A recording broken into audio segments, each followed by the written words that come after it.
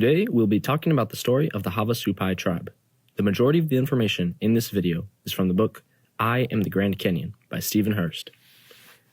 Here we see the Colorado River snaking through northern Arizona.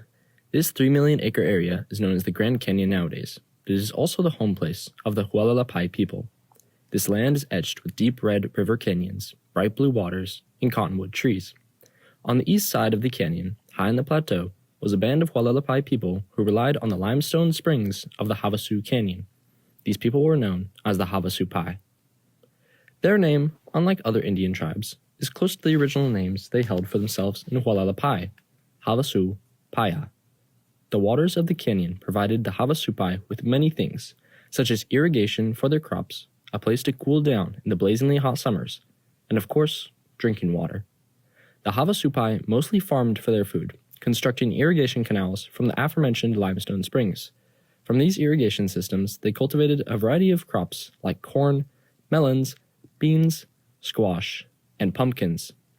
As well, the Havasupai are impressive weavers, creating some of the most prized basketry among American tribes. In the early 19th century, a silver rush commenced on Cataract Creek, which ran right through the Havasu Canyon. Outsiders destroyed a great deal of fertile lands vitally important to the Havasupai people. In 1882, an executive order of the United States was passed, declaring 518 acres of protected Havasupai land at the base of the Havasu Canyon. This was far from enough to protect from the miners. Following the rush, the Havasupai people would continue their usual activities outside this border, but would routinely come into conflict with the government or encroaching settlers.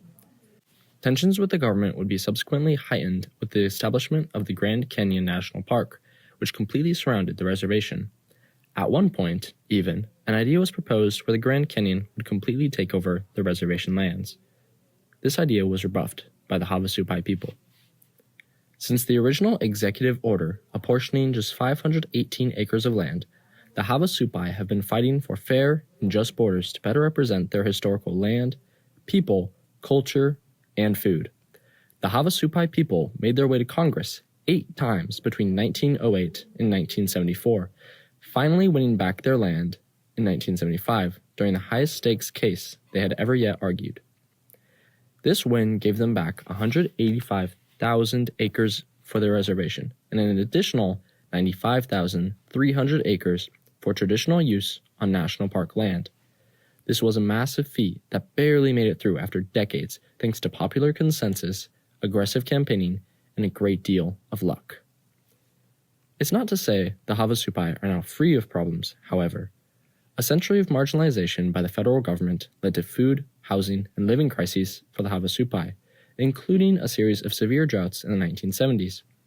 As well, the inaccessibility of the canyon itself meant new housing projects were made of cheaper particle board, which had worse longevity compared to traditional timber or stone.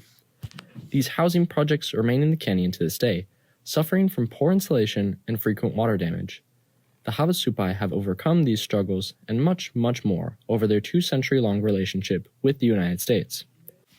By far the most impressive thing about the Havasupai during their struggle with the United States of America is how much they have fought to retain their way of life, community, and independence. To this day, there are no roads leading to the main town of Supai, only accessible by an 8-mile hike through the canyon, which requires prior reservation. These factors all lead to the Havasupai having a quainter and simpler existence, where nearly all of the outsiders they meet are simply tourists. The Havasupai tribe provides a terrific example of how a determined people can overcome incredible odds to secure their way of life.